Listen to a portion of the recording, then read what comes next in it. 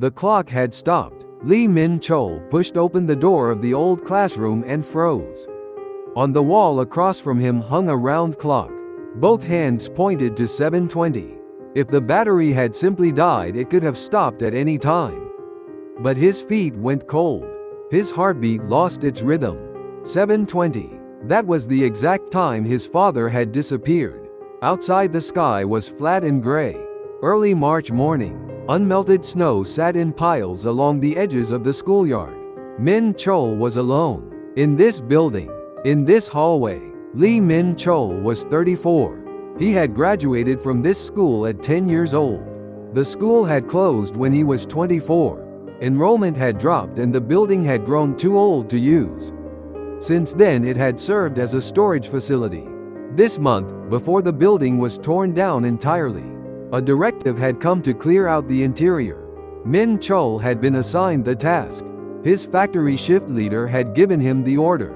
Come alone, make a record of everything inside, set aside anything usable, and list the rest for disposal. He had started with classroom 2. Old desks stacked in the corners.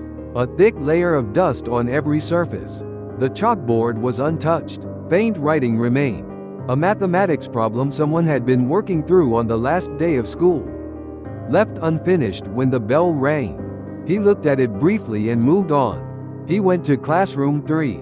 He opened the door. And he stopped. The clock on the wall read 7:20. He stood in the doorway for a long time. His mind moved quickly. His father Lee Seong-min had disappeared 12 years ago. One morning, 7:20, Min-chol had been putting on his shoes to leave for school. When his father walked out the door, he said he would be back shortly. He never came back. His mother waited through the evening. Through the night. She waited the next day and the day after that. 3 days passed. His father was gone.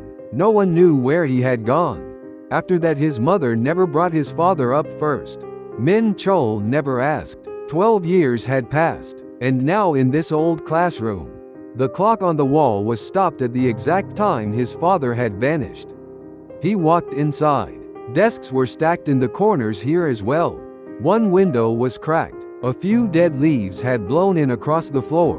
The clock hung at the center of the wall opposite the door. A wooden frame. An old clock with Chinese characters for numerals. He moved closer. Dust had settled on the rim of the clock. But the wall just below it looked wrong. It seemed to push out slightly from the surface around it. The wallpaper appeared bunched in one spot. He pressed his hand against it. It was not hard. Something was behind the wallpaper. He found the edge of the wallpaper with his fingers. Old paper, dry and brittle. He pulled gently. The paper came away and revealed the wall beneath. A small gap in the cement. A crack. Something had been wedged inside. It was wrapped in an old piece of cloth. Rectangular. Flat. He lifted it out carefully and unfolded the cloth. A notebook. Old and faded. The cover worn at the edges. On the inside of the front cover a name was written. Lee Seong-min. His father's name. Min-chol sat down on the dusty classroom floor, the notebook held in both hands. His knees had given way. His eyes burned. He opened it. The first page was blank. From the second page on, every line was filled with handwriting. His father's handwriting. He recognized it immediately.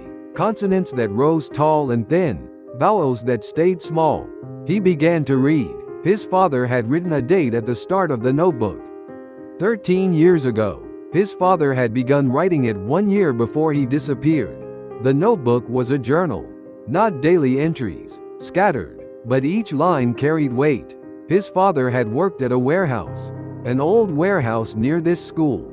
At that warehouse his father had seen something, he wrote. He did not say directly what it was. He used words like I saw it. I understood. I cannot say it aloud. What he had seen was never named. But between the lines it was clear that his father had carried a long and quiet fear because of it. Near the back of the notebook, his father wrote Min-chol's name for the first time. To Min-chol, his father had written, "If you are reading this notebook I am already gone. I do not know where. Whether I left on my own or was taken does not matter.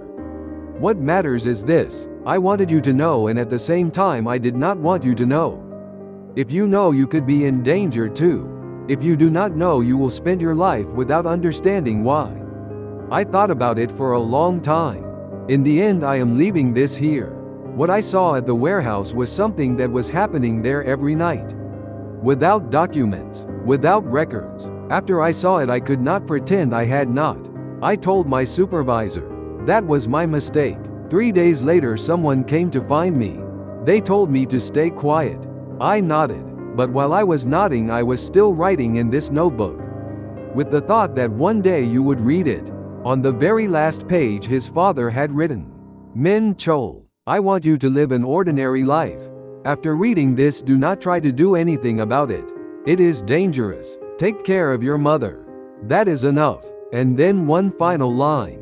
I am hiding this behind the clock in classroom 3 of this school. I hope you find it before the school is gone. Or it can stay here forever.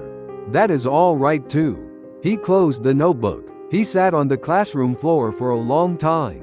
Through the cracked window he could see a low gray sky, the snow-covered schoolyard, a single iron bar of climbing equipment, rusted through.